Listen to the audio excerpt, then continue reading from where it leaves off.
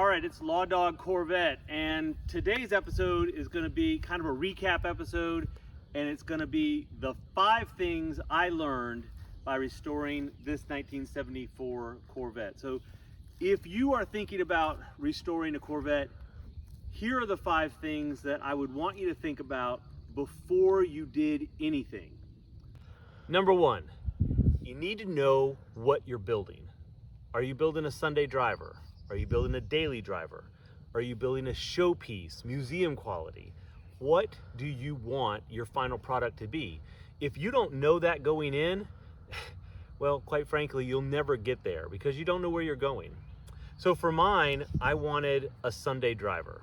It was not a daily driver, but it also wasn't a showpiece. So I was just building something fun to drive on the weekends.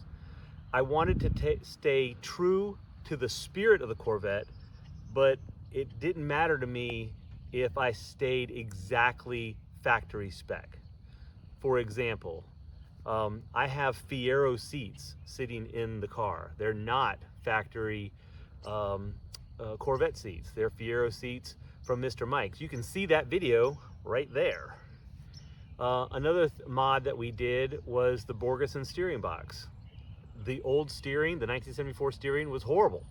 I didn't like the way it felt, and quite frankly, I didn't think it was safe. So I upgraded to the Borgeson steering box, and you can see that video right there as well. Another mod that we made was I wanted a little bit more engine power. So of course, we took the matching numbers 350, put a hot cam in it, and boarded over to 40. And you can see some of those videos right here. So I built the car that I wanted. You need to consider what you're building before you do the first step in a restoration. Number 2, and I got this point from Corvette Ben. He's a great YouTuber, and I'll have a link to his channel in the description below. Buy the Corvette to start with that you want to finish with. For example, if you really want a 1972 Corvette that has chrome bumpers front and back, get a 1972 Corvette. Don't get a 73 and mod it to a 72, or a 74 and mod it backwards. Yeah, you can do that, and there's kits out there to do it, but if you want a 72, go get a 72. Big one with transmissions. If you want an automatic, start with the automatic. If you want a 4-speed, start with the 4-speed. The idea is start with the Corvette that you want to finish with. It might take a little bit more time. Be patient and find the Corvette that you want to finish with in a starting position. Now, for me, this 1974 Corvette really came to me kind of in a fluky way. And we did a video, and that video is right up there. But I didn't pick this Corvette. This Corvette kind of picked me. So once the Corvette picked me, then I had to decide what I wanted to do with it. Now, thankfully for me, I wanted a 4-speed. This is a 4-speed car. And I wanted a convertible, and of course, this is a convertible. So it worked out well for me. Buy the Corvette that you want to finish with. Buy that to start with. You'll be much better off. Go. Number 3, if you're starting a Corvette restoration, do yourself a favor, take the wiring harness, rip it out of the Corvette, and throw it away.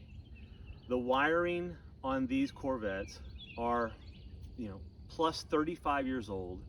They weren't very good then, and they certainly hadn't gotten better over time. The wiring will cause you so much trouble if you don't start with a fresh wiring harness. We picked up our wiring harness at Painless.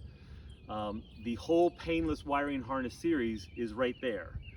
I'm so glad I did, because I didn't have to go chase wiring gremlins, grounding straps. I took the entire wiring harness out of the car. I said throw it away. Actually, don't do that. Don't throw it away, because you're going to need the wiring harness for reference. But ultimately, there's not one wire in this entire car that is not brand new. You'll save yourself so much time and so much effort by just going ahead and taking the wiring harness out.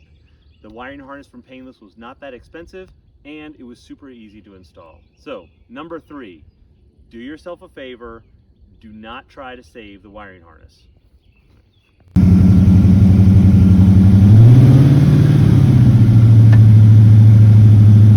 Number 4, pop up and down headlights. I kept these all vacuum. Now, you saw they don't go up perfectly on even. This one goes up pretty fast, and this one is a little bit slower. But you'll remember that I am not running a ton of vacuum in our cam. Just doesn't produce the vacuum needed to pull these up perfectly. So if you want your headlights to go up perfectly, go ahead and do the electric headlight conversion. I have not done that on this car. I'm fine with the headlights coming up a little, not exactly even, but chasing down vacuum leaks on the headlight is very difficult to do. These headlights, all the guts of the headlights came from Corvette Ben and Zip Corvette, but the entire vacuum system from the vacuum relay all the way to the front of the car is all brand new, and it still doesn't work perfectly, but for my case, it worked okay. If you want perfect headlights, you're gonna have to do the electrical conversion. I'm sorry, that's just the way it is. And if you do the electrical conversion, you don't have to have pull the vacuum, so you can run a hotter cam.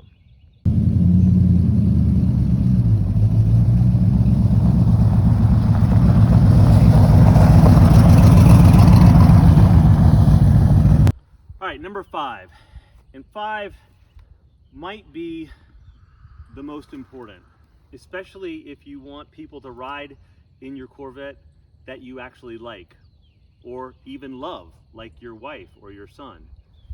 Think safety. The Corvette is super, super fun, but they don't come with airbags. They don't even come with shoulder restraints. So you may want to think, how can I make the vehicle safe? And that is, can I stop? Do not skimp on brakes. I have the original braking system in the car with all new lines, all new calibers, but I did not upgrade to the Wildwood. You may want to do that. We already talked about the steering components in the 74. I wasn't satisfied with them, so I upgraded to the Borgeson unit.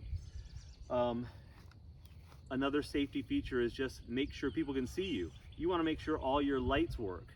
So that kind of goes with the electrical issues. But think safety when you're putting together your car, because ultimately you want to enjoy your car for years to come, and hopefully you never have a crash. But if you do, can you survive it? And the last thing is, think safety. You should never drive your Corvette without a fire extinguisher. There are videos all over YouTube of beautiful Corvettes completely engulfed in fire because the owner didn't have a fire extinguisher if there was a fuel leak under the hood. Now, I'm not saying a small fire extinguisher is going to save your car, but it's better than nothing. So those are my 5 tips. If you're thinking about restoring a Corvette, especially the C3 model, and this is a 1974, I highly recommend it. We had a great time doing it. If you are a member of the channel and have subscribed, you've seen this Corvette go from the chocolate brown to this beautiful medium blue, and I drive it. Well, I built a Sunday driver, and I pretty much drive it just on the weekends. If you have any questions, specific questions for me, please put them in the comment below. I will answer your question. If I can't answer your question, I'll find somebody who can. All right, that's it for me. Have a great day.